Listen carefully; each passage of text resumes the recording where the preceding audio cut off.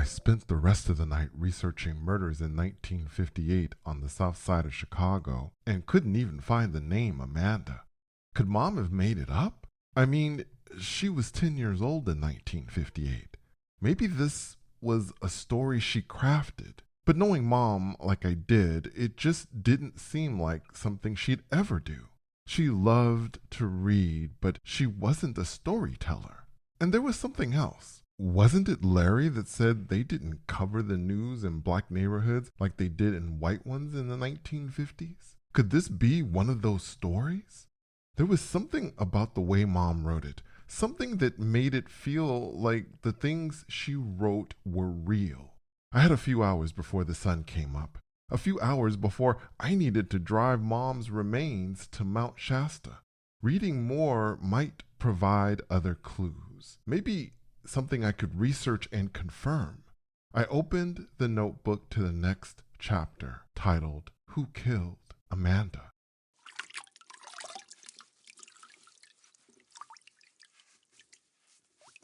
September 15th. The tile around the bathtub was so old that even if I was able to get at the dirt, it still looked dirty. Maybe if I cleaned hard enough, I could forget what I saw, but I couldn't. The man in the ski mask, he murdered Amanda and he needed to be stopped. But what could I do? I thought about picking up the phone. I'd never called the police before. Maybe if I told them what I saw, that it wasn't a dream, that the man's eyes were green like the grass, that he was heavy but moved fast, and what if I told them I saw the murderer's eyes through Amanda's, that I saw the neighborhood through the shadow's face? They would arrest me and put me in the crazy house, but I had to do something. First, I needed to find the house. Larry could help. At recess, I told Larry what I saw. The brownstone, the policeman, and Amanda. I told him I might be the only one that saw the murder, the only witness. I looked in his eyes and I thought, murder. This is too much. He's gonna walk away. Instead, he said, meet me at the library, lunchtime. At 11:59 p.m., I was standing at the library doors, thinking that Larry wasn't gonna show up. But when the library clock clicked noon, he stepped up to the door. He took me by the hand and we walked inside. I couldn't take my eyes off him, my sweet, brave Larry. Then he snatched his hand away, and I knew why. Miss Brown, the librarian, walked past, staring at us. Larry whispered, "Did you see her?" Yes, I saw her. He wasn't talking about Miss Brown. He was talking about the little girl, the spirit I started seeing hiding behind Miss Brown's skirt a year ago. While Larry went off to find maps of Chatham and Hyde Park, the only two places he thought it could have happened, me and the little girl spirit played peekaboo. I see you. She hid behind Miss Brown's skirt, and I'd look around whispering, "Where did she go?" And she'd giggle. Cutest little thing. Tiny afro, curly, big, beautiful brown eyes. 6 years old. Miss Brown's daughter? That was the first thing I thought. When I asked the girl, she didn't answer, just looked down. Not all spirit beings wanted to talk about their lives. Some just wanted to pretend like they were still alive, and that was good enough for them. Larry sat down and laid the maps out on the table, then whispered for me to close my eyes. I did. Wasn't sure what he was thinking. Then he told me when he'd get nervous for a test, his dad used to do this the night before, and it always helped him get A's. Breathe deep and slow, he said. The house you saw, the brownstone, can you see it now? Not at first, just dark. Then he said, let it come to you. And there was something about his voice, quiet, calm.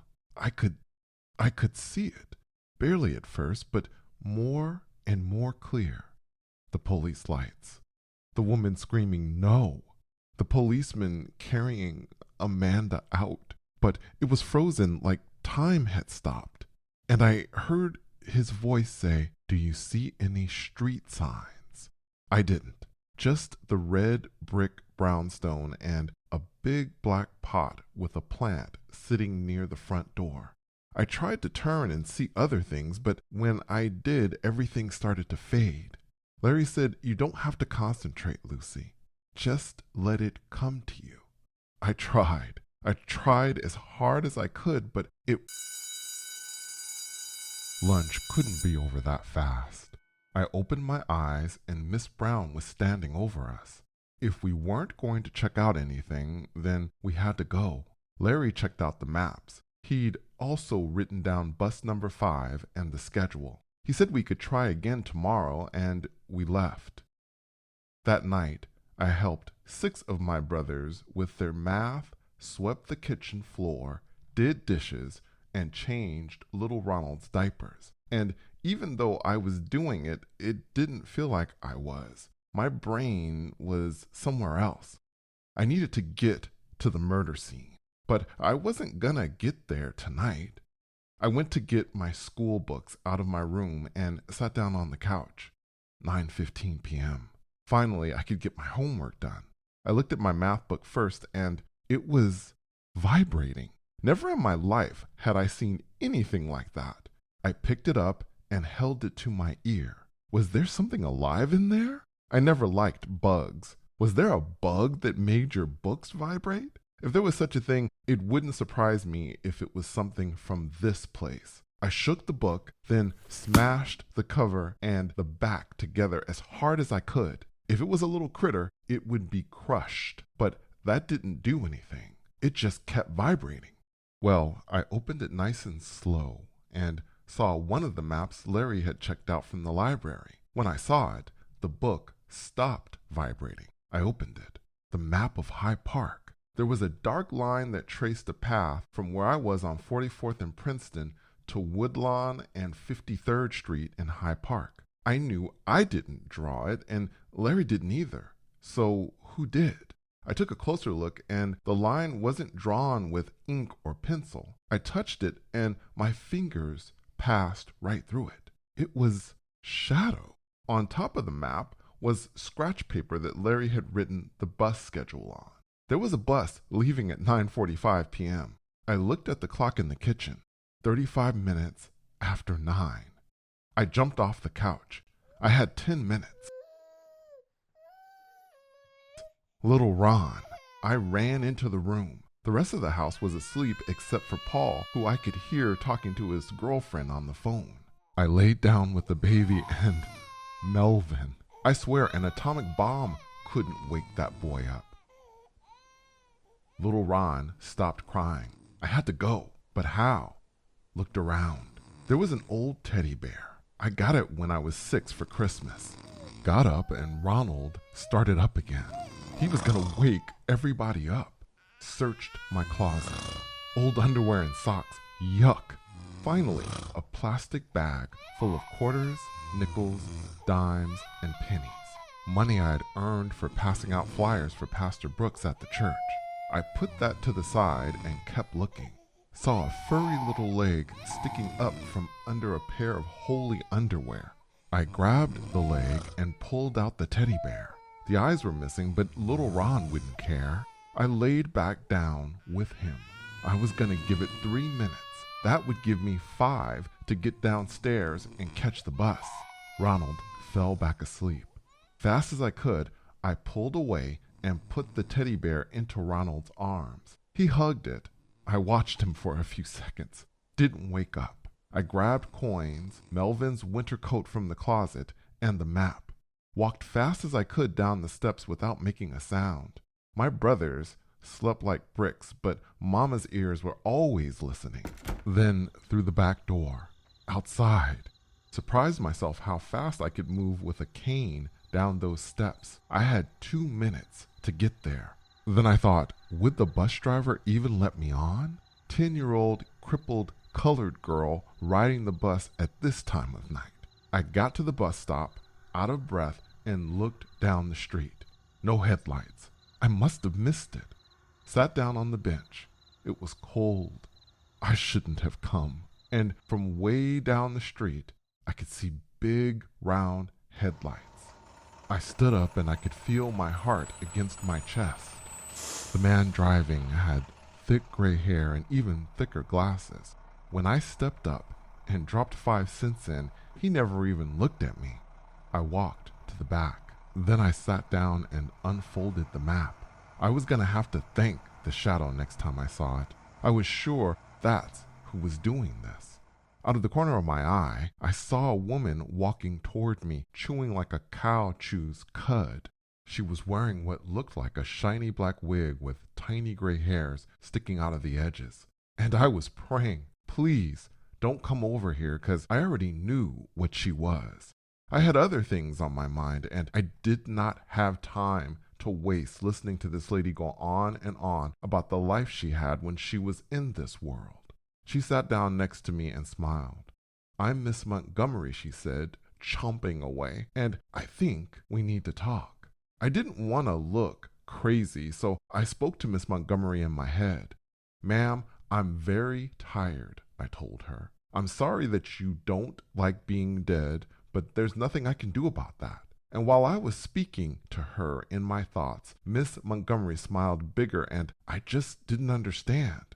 Why did she think this was funny? Then she said, "I'm not here to talk about me. I'm perfectly fine with who and what I am. I'm here to listen." Listen to what? And Miss Montgomery didn't say a word, just sat there next to me. I took another look at my map. I was a few stops away. I wondered if she knew Amanda. Maybe she was family. Not her mother, but maybe like an auntie. She shook her head. She wasn't family. Didn't know Amanda. Then who was she?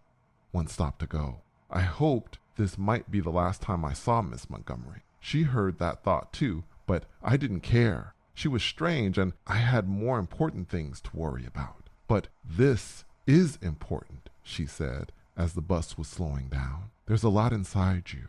When you're ready to let it out, I'll be here." The bus stopped, and she was gone. Good. I stepped off the bus, and a cold wind cut right through Melvin's jacket. First thing I saw was the Museum of Science and Industry. I'd never been, but it was so big. Long pillars, a giant dome over the top of one of the buildings. Looked like a picture I saw in a book once. The place where gods live, Mount Olympus. Oh, you better hush up, Lucy. If Mama could read your thoughts, she'd wash your brain out with soap for thinking such a thing. There was only one God. I got myself under a streetlight and took my map out again. Soon as I unfolded it, something happened. Well, first I saw that the shadow line was gone, and I got scared, but then I looked at the ground and saw that the line had somehow jumped down to it. A dark line running through the middle of the sidewalk. This, I was sure, would lead me to Amanda's house. I followed it. Hyde Park was pretty. The houses and the trees. Everything was so clean. I even saw a white man holding hands with a colored woman. I'd never, ever in my life seen anything like that. It wasn't long before the shadow line had come to an end, and on the ground were pieces of yellow police tape. I looked up. The brownstone, right there. I walked up the steps to the door, and there was a sign that said, "Crime scene, do not enter." I tried the door. It was unlocked. Stepping into Amanda's house was strange. It felt like I knew the house before, but now it was a stranger. I saw the steps first. The carpet covering them wasn't clean anymore. I could see tiny spots of blood. Amanda's? Some of the blood drops were brighter than others, almost glowing. I reached down and touched one. Then everything went black. Was I blind? And I heard this sound. Trains? I heard a man's voice say, "Excuse me." And there was this short man with curly white hair and sad eyes standing in front of me. Well, I definitely wasn't blind. He asked if I could see him. "Yes, I can see you." He told me that he was Amanda's father, but I already knew that. I asked him if he knew he was dead. He said he did. He'd been killed in his sleep, but when he saw them carrying out his body, he knew. Then he asked me about Amanda. Said he tried talking to her, but she couldn't hear him. He asked me if I knew why. I didn't. I hadn't been up to her room. Amanda's daddy. He was just looking at me, quiet, and he looked confused, like he didn't know what to do next. Then he asked me if I could give the police a message. Yes. He said he didn't see the man, but he stank, smelled like sweat and gasoline. I blinked, and the father was gone. Sweat and gasoline. I walked up the stairs and stepped into Amanda's room. Her window was still open. I walked over to the dollhouse. It didn't seem so big anymore. Then I heard something. Was that a sniffle? Came from the closet. Something was glowing inside of it. The closet door was open.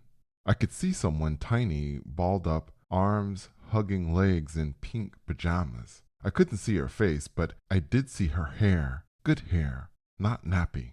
Amanda, or I should say her spirit. And around her were 3 glowing balls of light. One was blue, one was white, and one was purple, and they were floating over her. I called to her, but it seemed like she couldn't hear me. She couldn't hear her daddy either. I remembered. This wasn't the first time I'd seen this. The spirit of a boy looked 7 or 8 in a place that burned down near my house. Balls of light around him too. Maybe, I thought, when something horrible happens, when there's shock, these lights come. But who were they? Angels? I checked the kitchen and the rest of the house. Didn't find anything else. Leaving that house felt good. The cold wind slapped me awake, woke me up from a nightmare. I started walking back to the bus stop. Sweat, gasoline, and the sound of a train. What did it mean? I passed the Texaco gas station. It was dark, closed. The men that pumped gas would smell like gasoline. Could it be that easy? And what was that? The sound of a train. There were tracks nearby. Then I saw one of the garage doors open, but it was dark inside. I walked quiet as I could and took a look. There was no one there. "Can I help you?" is what I heard behind me, and I almost jumped out of my skin. I turned. A white man in greasy overalls and a filthy face was looking down at me. I backed up as quick as I could, ready to use my cane to beat him off if I needed to. He asked me something, but I couldn't hear him, couldn't hear the words. I stumbled, and he caught me before I fell. I needed to run, but I couldn't, not with this stupid leg. He asked me if I was okay. I couldn't breathe. My heart was punching against my chest. From somewhere, I'm not sure where, a sound. I wasn't the only one that heard it, though. The greasy man was looking around, trying to see what was making that sound. Then he started backing away. I turned and moved as fast as I could away from him. The man didn't follow. He wasn't the killer. He was dirty and smelled like sweat and gasoline, but he had brown eyes. Wasn't a bad man either. That's what I kept thinking when I got on the bus. He was just worried about me. Probably had a daughter my age or younger. The bus dropped me off, and I made it upstairs by 1 a.m.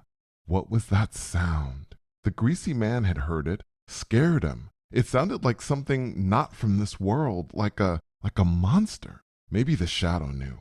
Mama would think the shadow was evil. Most folks would, but whatever the shadow was, it wasn't that. No, it was trying to help me to find the killer. I wondered if the shadow might visit me again, and I shut my eyes. Ronald's tiny brown eyes looking up at mine, confused. I was scooting in, trying not to wake him up, but I did. I told him to go back to sleep. He grabbed my gown with his tiny fingers and closed his eyes. The shadow hadn't come back, but I heard those trains again. Who stinks and rides trains? Hobos. I've seen them before, or I should say the spirit of one. They come and go. They can disappear easy. Maybe that hobo spirit knew something. The second I saw Larry at the lunch table, I told him what I'd done. He sat there staring at me. I wasn't sure what he was thinking. That I was stupid for what I did? 'Cause I was. I shouldn't have gone to that house alone. For all I knew, the killer could have come back to that house and seen me. I thought that was what Larry was thinking, but he wasn't. He asked if I'd found any clues. I told him about touching the blood spots on the carpet, about sweat and gasoline and hearing the trains, about how I suspected it might be a hobo. I told him I knew a spirit that might be able to help. 5:30 p.m. Studying. This was the perfect day to go out 'cause Mama went to her prayer group at the church. Tonight they were having a special service. It was Miss Brooks' birthday and the entire congregation would be celebrating. On Sundays, we had to go to church, but Mama wasn't so strict on other days. She knew we had homework. My brother Paul was going out on a date at 7. I had no idea what the others were doing, but I'd put Ronald down at 8, and I knew Mama wouldn't be finished with church till about 11. That gave us 2.5 hours. 8:05 p.m. Ronald was asleep, Paul was gone, and the others were playing in their rooms. I told them I was going to the church to say happy birthday to Pastor Brooks and have some cake, but it was like they didn't hear me. They were wrestling, playing with toy cars, and doing boy stuff. Stepping outside. Warmer. Good. I crossed the street and started walking through the grass. The train tracks were 20 minutes away. I wondered if Larry would come. When I asked him earlier, he didn't stop to think about it, just said yes. I'm not sure why I needed him to be with me, 'cause he wasn't gonna be able to see the hobo, and the hobo couldn't touch me. But Larry being there, thinking about it just made me feel safe. Oh, Larry, where are you? And I felt a hand on my shoulder and smiled. He said he was sorry for being late. He was studying for a math quiz, and I looked at him and he looked away. I always told him I could help him with the math if he needed it, but he never asked. Boys are strange. He asked me what I wanted him to do while I talked, if I needed him to say anything to the hobo, and I said no. You don't have to say anything. Just stay close. It wasn't long before we arrived at the tracks. I sat down in the grass and Larry joined me. So, Larry said, now what? Do you know his name? I didn't. He never told me and I never asked. What I did know was that this hobo was filthy, whoever he was. Pale white spots of skin on his face with the rest of it covered in thick dirt. Heavy too, so heavy he didn't look real to me, with a thick black beard and hair that was all knotted up. I didn't want to think about how long it had been since he washed or combed it. The first and last time I seen him, he asked me to do one thing for him. Dig up his body that I'd find somewhere along the tracks and rebury it somewhere proper. That's it. My answer was no. When I told Larry this, he was quiet for a few minutes. Then he asked what I'd do if the hobo said he knew where the murderer was, but first I'd have to rebury his remains. I thought about the hobo's bones, having to touch them. It was why I didn't do it in the first place. I told Larry I wasn't sure what I'd do, but part of me wished that this wasn't going to work and we'd have to come up with another plan. So Larry asked, if you don't know his name, how are you going to call him? I just needed to think about him. That's it. If he was around me, he'd come. Truth was, I didn't know if he'd come or not. The only other time I'd called a spirit was Eleanor. I just thought about her and she was there. While we waited, Larry read the Langston Hughes poem, Let America Be America Again. Mr. Hughes was someone I had heard about, but then Larry read a poem called Kitchenette Building from a poet named Gwendolyn Brooks, and I swear I didn't know there were black women that were poets, and he told me that she'd wrote a collection called Brownsville, and I knew Brownsville. It was on the South Side, and it had black-owned businesses. Every time Larry read to me, time ran by so fast, and I forgot that it even existed. Before I knew it, it was starting to get dark. The hobo still hadn't come. Across the street, I could see the church, and I knew once Mama got out of her prayer meeting, I had to go. Larry stopped reading and looked at me. I just shook my head. I hadn't seen him. Maybe the hobo moved on. It was what spirits were supposed to do. What moving on was, heaven or whatever they talked about in church, I didn't know. I just knew they were gone and I couldn't see them anymore. Then I heard a man with a cracked voice whisper, "Please tell him to keep reading." Larry was on my right, and this voice was right against my left ear. I didn't jump, but it did make my heart skip. Larry could see it on my face. He asked me where he was, and I leaned my head to the left. Then Larry asked if I could see him. No, thankfully I couldn't, for now he was just a voice. I said, "Hello, Mr. Hobo." The voice said, "My name is Timothy." I told Timothy I needed his help. "I know," he said. "You're looking for somebody." How could he know? Had he been spying on me?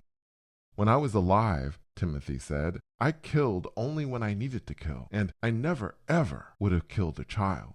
As soon as he said that, I could see him laying down in the grass on his left side, filthy as I remember, just staring at me. I felt Larry take my hand. I asked Timothy how he knew, and he smiled. No teeth, just gums. Then he laughed exactly how I remembered, like a cough. Worst cough I'd ever heard, but after a while it turned into a laugh. Hearing it made me sick. "Your thoughts are loud," he said. I couldn't help but hear them. Poor little Amanda. And his voice got quiet and serious when he said her name. "You think it's a hobo?" "Green eyes," I said. "Heavy. Smells like gas. If he is a hobo, maybe you've seen him. Maybe you saw inside his head like you looked inside mine. I know of a place where you might find this man," he said, "but first, I need to know if you thought about what I asked you before. The bones." Yeah, I thought about it, and I didn't want to touch this man's nasty bones, but I could feel Larry's hand, and somehow it wasn't so scary. I turned to Larry, and I could see it in his eyes. He'd help me. Then I turned back to the hobo, but he wasn't there anymore. I said, "Yes, if you can still hear me, I'll do it." Larry asked me to ask the hobo where he'd like to be buried. In my head, I heard Timothy's voice say he'd guide me. I wondered how deep his bones were. Would we need a shovel? Larry asked me to ask the hobo where he'd like to be buried. He said there was a garden underneath a cross at the church across the street.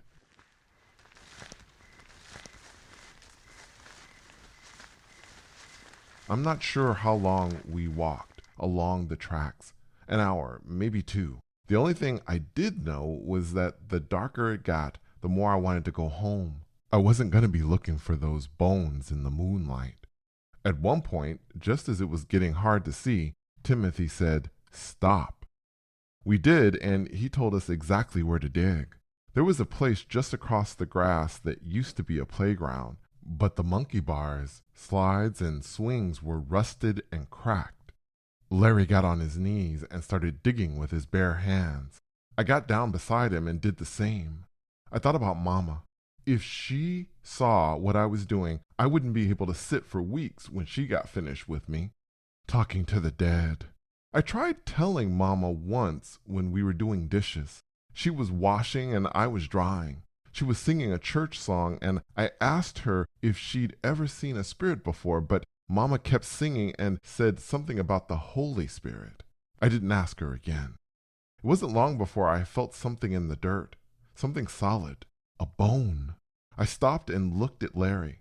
I felt like I might throw up. He said, "Just pretend like it's a chicken bone." I shut my eyes and thought about how Mama always made me throw the chicken bones out because they made the whole house stink if you didn't. Then I pulled the bone out of the dirt and dusted it off. It was longer than I expected, and I had no idea which body part it was. Then I asked Timothy if we needed to get all of his bones, and he said no.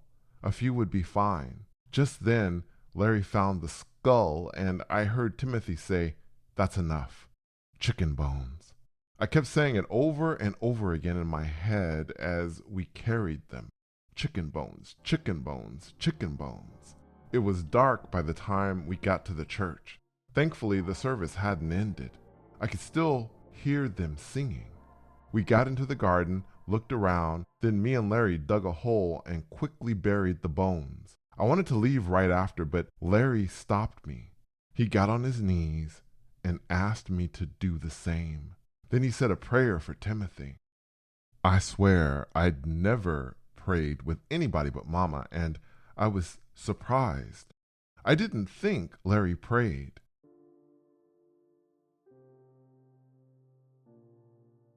We'd done what he asked us to do, buried his bones in a place he wanted, but Timothy hadn't said anything since we'd done it. I was getting worried. Larry was already running late, and I knew Mama would be out of the service soon. As I was walking Larry home, I wondered why in the world I would ever trust a hobo. Larry was walking up his porch when I said, "Wait." Timothy's voice. I could hear it again. "Thank you for moving my ancient bones," he said, laughing and coughing at the same time. "There's a place not far from the Belt Railway yard. It's where steam rises. There, in the jungle, you might just find your man." September 19th. The jungle. I knew about the jungles of Africa, but the jungles in Chicago? Larry didn't think he meant a real live jungle, so then what did he mean?